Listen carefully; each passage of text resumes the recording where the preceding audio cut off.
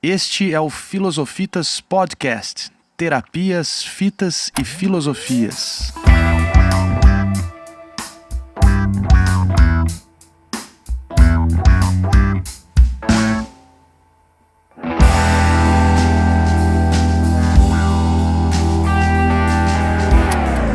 Bom dia, boa tarde, boa noite. Sejam bem-vindas as pessoas que aqui chegam e nos escutam. Este é o nosso episódio de número 9, gravado como parte do projeto Filosofitas Maior Fita. Sou Leonardo Rico Medeiros, meu nome artístico é Leospa e pertenço ao coletivo cultural e território de cultura Filosofitas. Se você gostar desse episódio, deixe o seu like e compartilhe com seus contatos. Se é a primeira vez que está aqui hoje, fica a sugestão para ouvir os outros episódios. Esse podcast participa da ideia da criação de espaços de cultura do filosofar, territórios culturais de experimentações com a filosofia aplicada à arte de bem viver com beleza cósmica, bem-estar e uma ideia de verdade como saúde conectada. Hoje, marcando presença, está conosco Márcio José Andrade da Silva, de Campinas, São Paulo. O Márcio é filósofo clínico, professor, poeta, escritor, doutor em educação, mestre em filosofia brasileira e graduado em filosofia. Além disso, é amante de Beatles e de cinema. No site do Filosofitas, atua como escritor no Filosofadas e também aparece como um dos profissionais que oferece atendimento clínico na proposta dos encontros particulares de filosofia. Disse seguidor da máxima de Mallarmé: definir é matar, sugerir é criar, e de que compartilha com Sócrates da sabedoria de nada saber.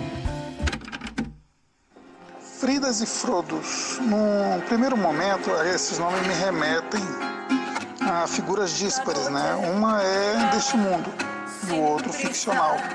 Um real e o outro fantasia. Mas aí você repara no título, vê que eles não estão no singular, né? Estão no plural. Ou seja, ambos estão contidos ali, dois em um. Realidade e ficção, arte e aventura. Meu mundo exterior e meu mundo interior, tudo junto. Mas o que é o quê? Isso daí eu não sei dizer.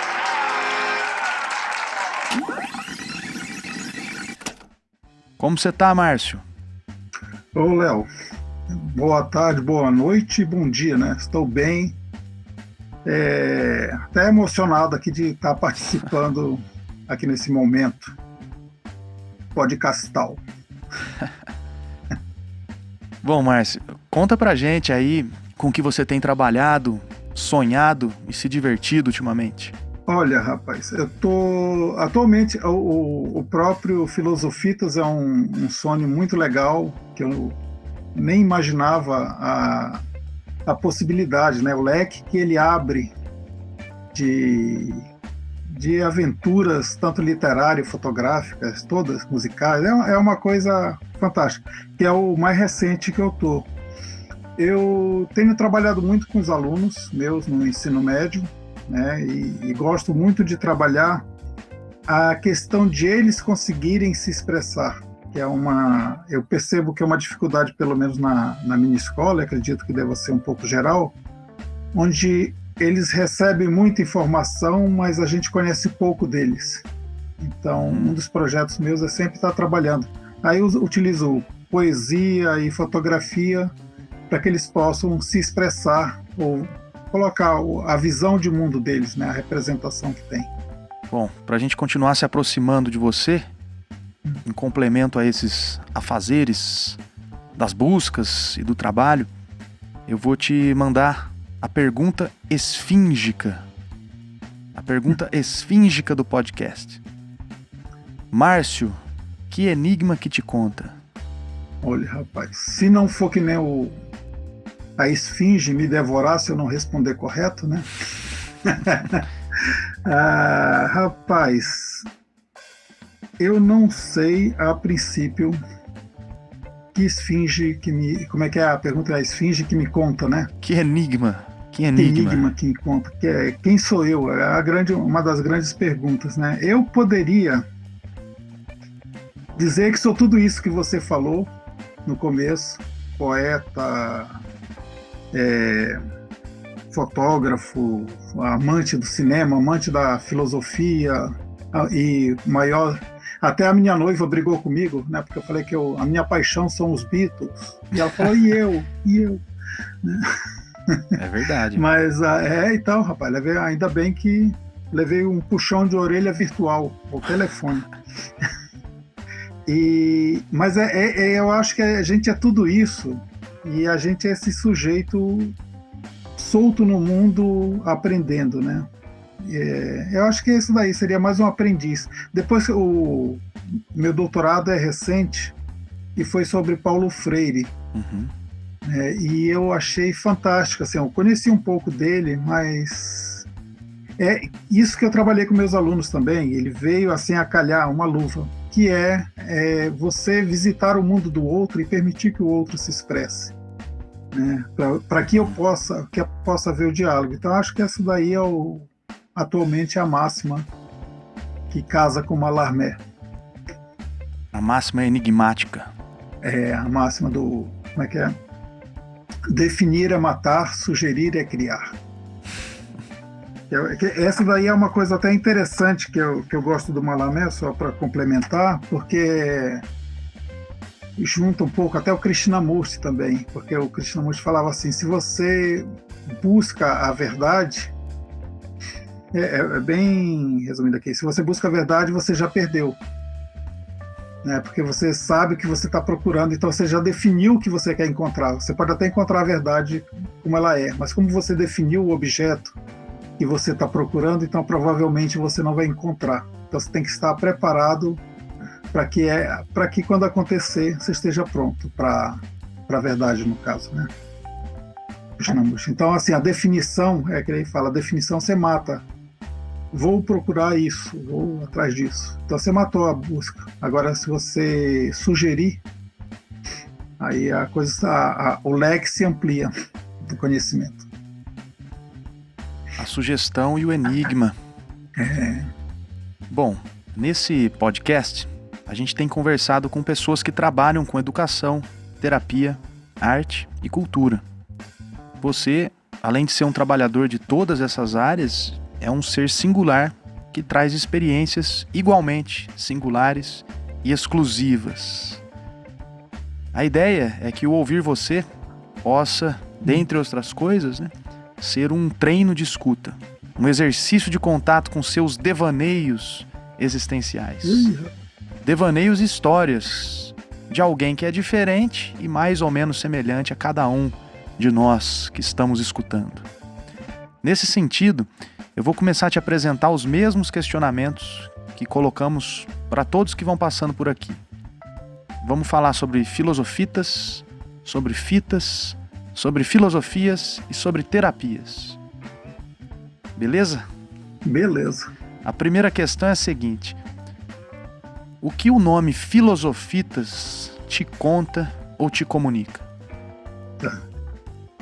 Eu gosto muito de pegar as palavras e dissecando elas, né? Que nem a gente pega a filosofia, é o amante da sabedoria.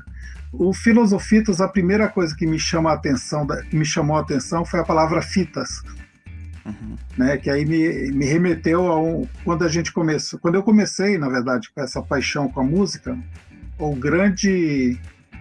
a grande sacada nossa era ter uma fita cassete, porque ali a gente conseguia colocar mais do que um LP para ouvir. Né? E nisso daí eu tenho uma coleção imensa aqui de filosofia. E a filosofia, então, o filo, né, o amigo da fita, né? Aí eu falei, pô, sou eu mesmo. E aí você pega as fitas, tem as várias formas de fitas também, né? E são paixões também. Por exemplo, tem a fita VHS, que é o cinema. Uhum. Né? Você tem a fita cassete, que é a música. Então, e temos a gente na fita aí para o que der e vier. Isso aí. Bom, a segunda pergunta, ela vai nesse sentido. também que você já veio colocando, que é por onde vão suas memórias, imaginações, sentimentos e pensamentos, quando o assunto especificamente é esse, né? Fitas de áudio, cassete e fitas de vídeo VHS. Quando eu estava na 8ª série, eu ganhei aquele gravador National, que era uma fita cassete normal, você andava com ele. Mais ou menos como o Juruna tinha. Aliás, um dos apelidos que eu ganhei foi de Juruna, que eu andava com o gravador para cima e para baixo. Não existia esses iPods, essas coisas pequenas para colocar música, então eu colocava uma música de... Você tinha 30 minutos de um lado, 30 minutos do outro, e eu saía ouvindo a música, né? Foi volta de 79, por aí. E eu lembro que tinha acabado de me apaixonar pelos Beatles. Então era fita à torta e à direita. E eu lembro só a memória de fita diferente, né, singular. Eu acelerei os LPs para rotação 45 para caber mais música na fita cassete. Caramba! E quando a pilha ia diminuindo, né, vai caindo o poder da bateria, a velocidade do cassete diminui. Então a fita voltava, eu conseguia ouvir a música na rotação normal, com uma bateria mais fraca, e até o final com a pilha. Né? E isso daí, assim, o cassete é uma coisa... E eu lembro que eu devo ter perdido essa gravação. Eu usava ela para registrar os momentos, né? Então, na 8ª série, formatura, quando uma amiga minha declamou um poema meu, que foi até criticar, ele foi proibido de participar de um concurso estadual, porque ele era muito crítico ao governo da época, que era o General Figueiredo, né? O finalzinho da abertura. E aí eu gravava, como eu andava com gravador, né, por isso o Juruna, eu saía gravando tudo, gravava reunião de família. Então a fita cassete para mim tem essa lembrança até carinhosa de ter registrado aqueles momentos meus, né? Lógico que tem as músicas e tal, essa parte mais a função mais normal, digamos, dela, mas para mim tem esse registro de memória da família. Interessante. Onde foi isso, Márcio? Rapaz, Poços de Caldas, tem uma. Aí teve outra que foi na reunião de família, então era Macapá, Rio de Janeiro, eu tava com um gravadorzinho. Reunião de primo, aí tem primos músicos, né? Tocava piano, gravava, o outro cantava. Aí tá tudo isso registrado. Tem algumas pessoas que se foram já, mas aí tem a memória deles ali na fita cassete. A voz. Meu avô, tudo. Você falou do Juruna. Isso. Conta pra gente aí, quem é o Juruna? Tá. O Juruna era uma liderança indígena, também nesse período, década de 70, né? E ele andava com gravador, porque ele não confiava na palavra dos governantes. Então ele gravava porque ali estava registrado a voz do que o cara prometeu, né? Então, mais uma vez, a fita, e ele andava com um gravadorzinho e uma fita cassete, né? Então, cassete registrando a promessa e que poderia ser comprado depois, cobrada, né? Depois do outro. Então ele teve esse período ele andava com foi eleito deputado e andava com o gravador para cima e para baixo, registrando as conversas deles com os políticos. Olha só. E, Márcio, e a respeito das fitas VHS, alguma história? Rapaz, eu tenho que te mandar uma foto depois. Eu tenho uma certa parte, herança do meu pai, herança até, como diríamos, não só material, mas porque assim, todo esse meu gosto, toda essa minha cultura, eu recebi dele. Então, fita cassete, LP, né, e VHS, que também ele era um apaixonado pelo cinema. E ele começou a comprar todas as coleções que saíam na banca de fita VHS. Então era filmes brasileiros, clássicos, Cor de Magro, Chaplin, né? Então tudo é VHS. E a minha primeira aquisição de VHS foi a coleção Anthology dos Beatles, Olha aí. que tem até hoje. Né? Então, é assim, tem essa vínculo. Então, assim, toda a minha parte cultural cinéfila está ligada aos VHS da vida. Bom, chegou a hora de falarmos da filosofia. Agora a coisa vai pegar. Quando que você ouviu falar, leu ou se deu conta pela primeira vez da palavra filosofia ou de palavras derivadas, como filósofo, filósofa, filosofando, filosofar, etc? Então, rapaz, eu estava até analisando que eu comentei uma vez conversando contigo que eu fiz um curso de administração sem saber o que fazer na vida, né? Tinha terminado o ensino médio. Eu fui fazer administração porque eu estava trabalhando na Unicamp, uma parte burocrática. Eu falei, a administração é o que vai me ajudar. Aí comecei a fazer o curso, passei um ano inteirinho apanhando da matemática, das exatas e me dando bem, nadando de braçada na parte de humanas.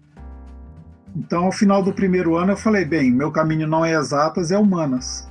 Essa introdução à sociologia, filosofia, antropologia teológica, né? E a única parte que eu me dava mais ou menos bem na exatas, na verdade, tinha a ver com a história da economia.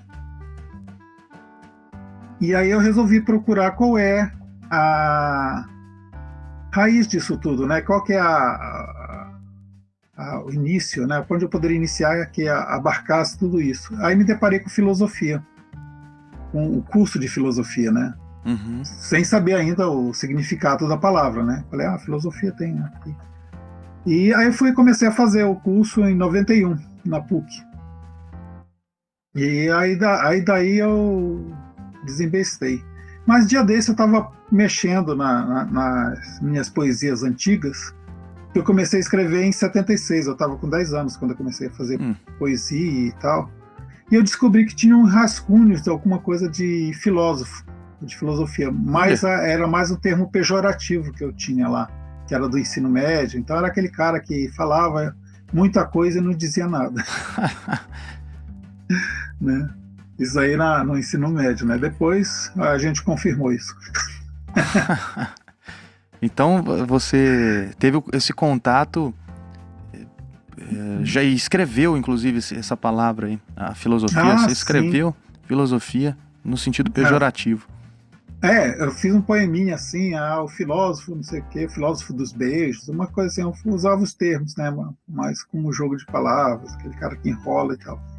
Filósofo dos beijos? Olha, é um poeta. A gente enrola bem, né?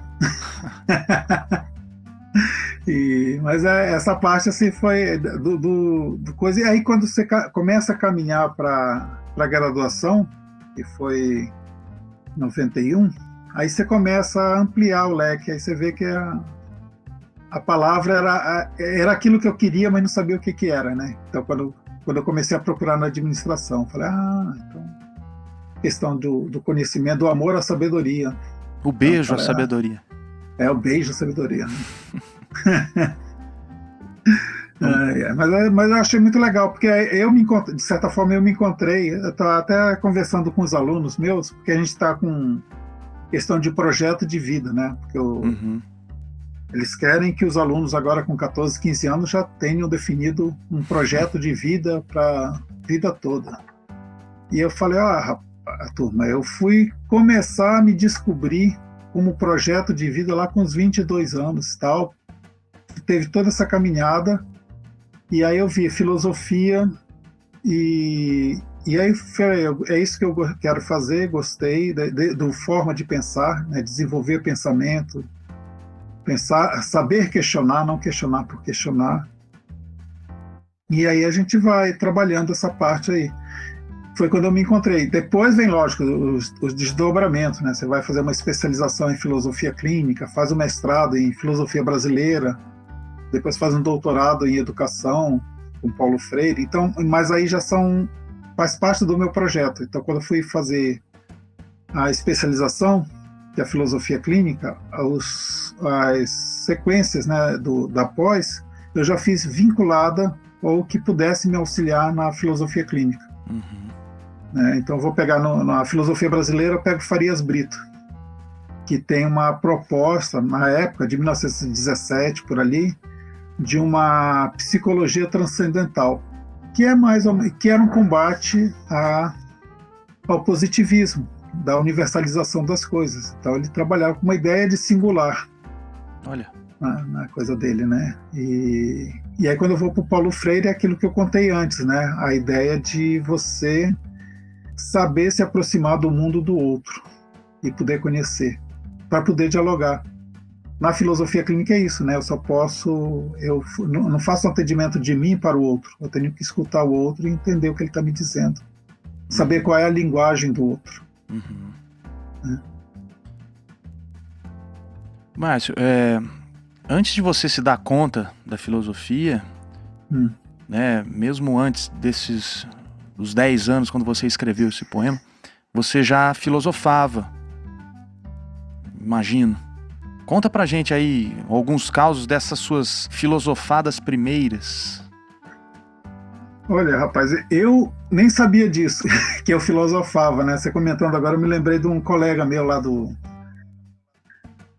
ciclo da 8ª série e tal, e falava, o Márcio sempre foi para isso daí. Eu não sabia. É o jeito de ser da gente, a gente nem percebe. Né? Mas aí você começa a questionar o mundo, né? Ou perceber algumas coisas características que te chocam, assim. Então eu lembro de ficar abismado e tem uns que acabaram virando poesia, né? Por exemplo, antigamente você ligava para a Telesp para saber o horário e a temperatura, né? Ela falou, Telesp informa, não sei o que, não sei o que. Aí eu falei, olha que legal isso daí. Pensar em alguma coisa informando o mundo para você. E essa relação também que eu gosto muito, eu sou de Belém, né, do Pará. O meu avô paterno era indígena. Então, eu curioso para saber a cultura indígena, como é que é. Eu lembro dele me ensinando, eu devia ter uns 5, 6 anos, ele me ensinando a construir arco, aquele de arco e flecha, né? Eu sempre tive, não sei se é filosofia isso ou um filosofar, mas essa curiosidade pelo mundo. O que é isso onde eu estou, digamos assim, né? Nas palavras de hoje, do adulto. O que é isso onde eu estou? Eu acho que foi por aí. Aí depois, lógico, aí a poesia se transforma num modo de expressão desses questionamentos. Agora é hora de adentrarmos no campo das terapias. Ai, rapaz. Você é professor titular do Instituto de Filosofia Clínica de Campinas e região e é sócio do Instituto Mineiro de Filosofia Clínica, o INFIC. Além disso, é membro do Conselho Editorial da Informação Dirigida, a revista internacional de filosofia clínica, e editor da Partilhas, revista de filosofia clínica do INFIC. O que você pode falar para a gente aí, do seu lugar, da relação possível entre filosofia e terapia, filosofia e saúde, filosofia e bem-estar? Olha, tem uma frase do Lúcio que eu acho muito legal para ele situar a filosofia clínica.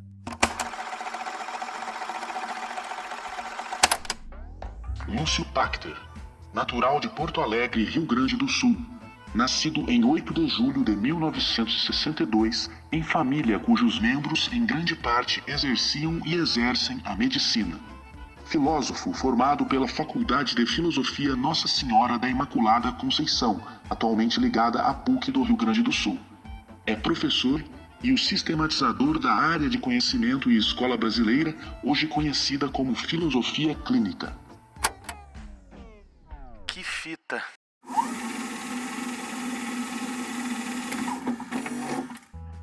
Ele fala assim, a filosofia clínica, na sua origem, se a gente pegar os pré-socráticos e tal, e vai até a Idade Média, ela sempre teve essa relação com o cotidiano.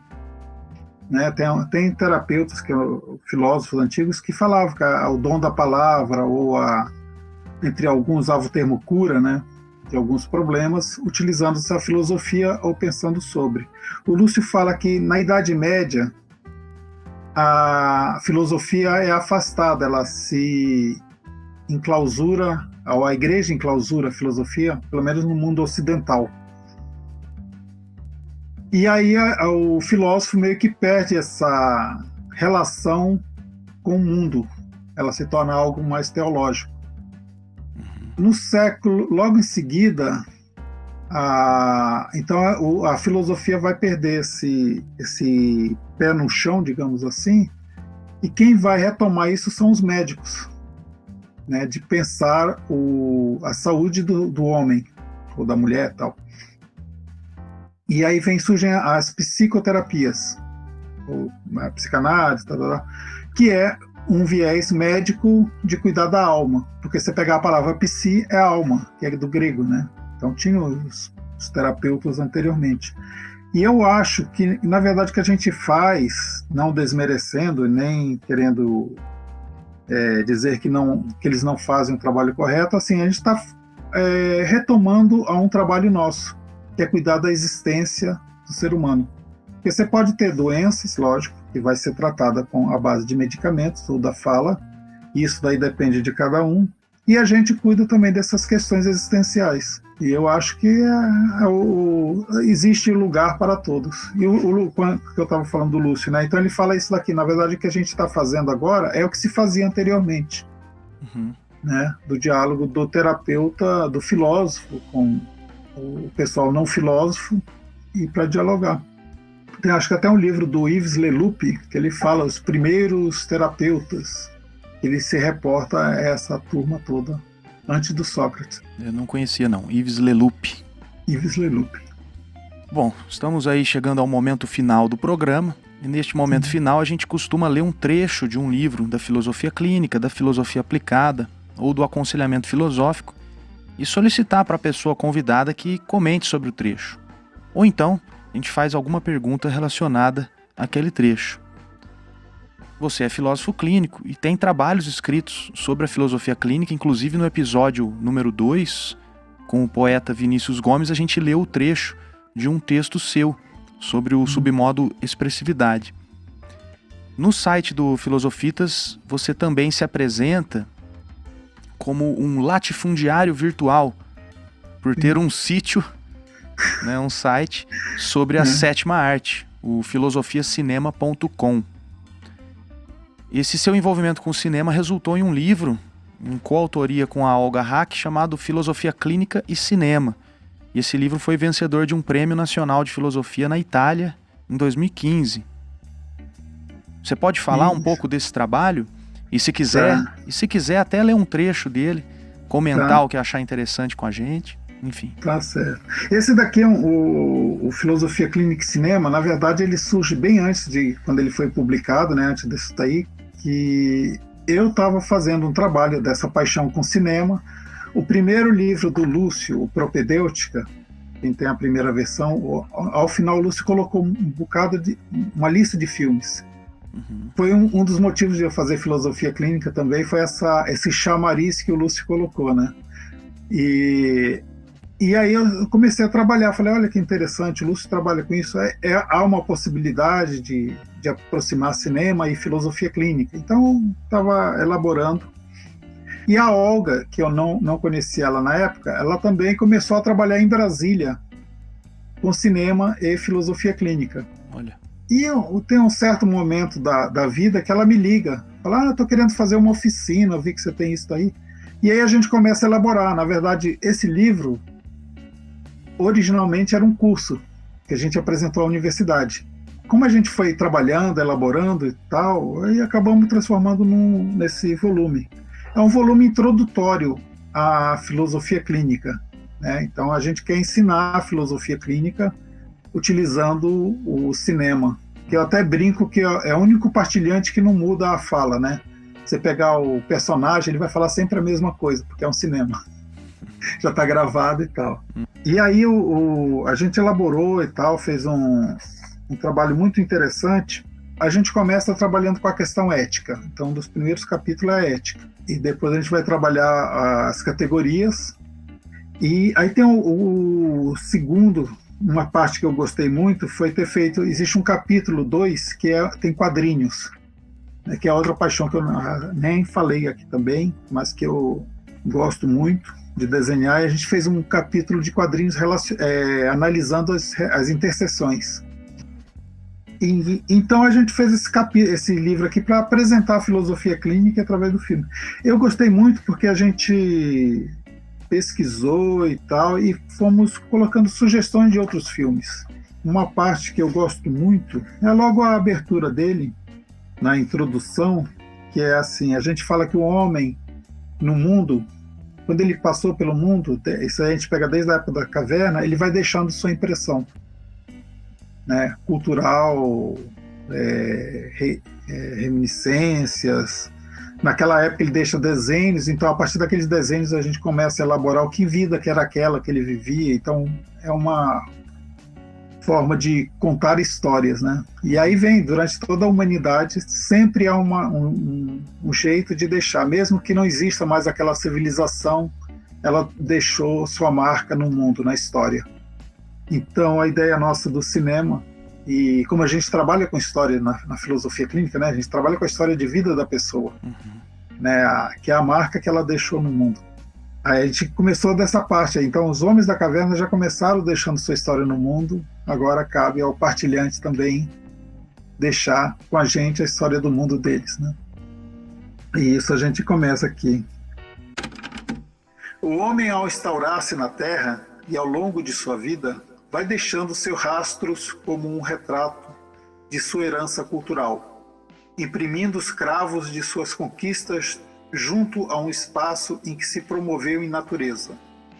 Ao retratar ângulos de sua realidade, deixa marcas de suas pegadas sobre o solo, do meio em que vive, em seus utensílios, na realização de rituais, sua necessidade de entendimento e em seus objetivos adversos, a garantia da sobrevivência com a noção de estar no mundo e dele fazer parte. Essa é a abertura do nosso trabalho, que aí a gente vai desenvolvendo, fazendo sempre a relação em cada capítulo, em cada tópico que eu te falei, com o filme. A gente tem um filme referência, que nem o primeiro capítulo nosso, que é sobre ética, né, a ética do cuidado do outro.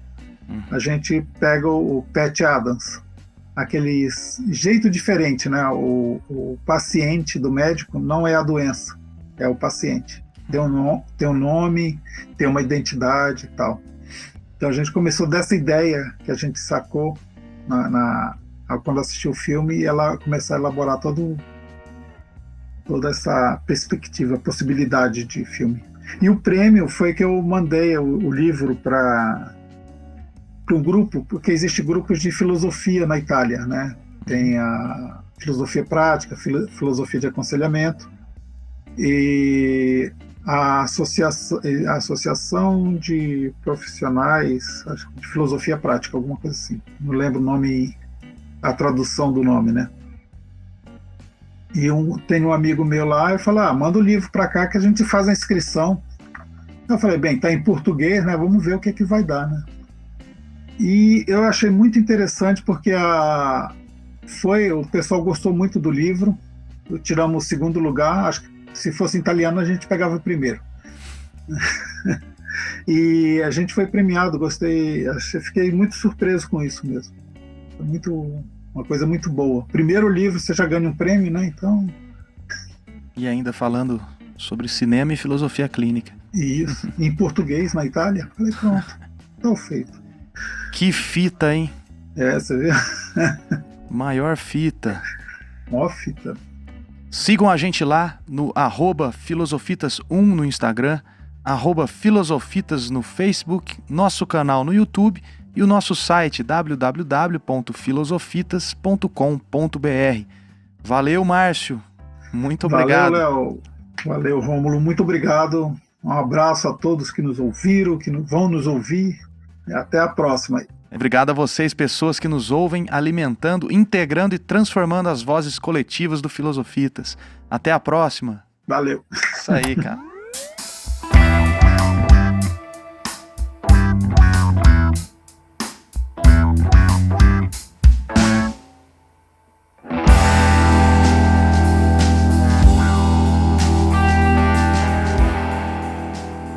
A minha voz tá boa, sem impostação, tudo, né? Som. Jesus. Posso me mexer já bateu a foto. Projeto Filosofitas Maior Fita, uma realização da Secretaria da Cultura e Economia Criativa do Governo do Estado de São Paulo, via Programa de Ação Cultural PROAC ICMS, contando com o apoio da Goal Projetos e patrocínio da Usina Batatais, Usina Lins e Grupo Santa Emília.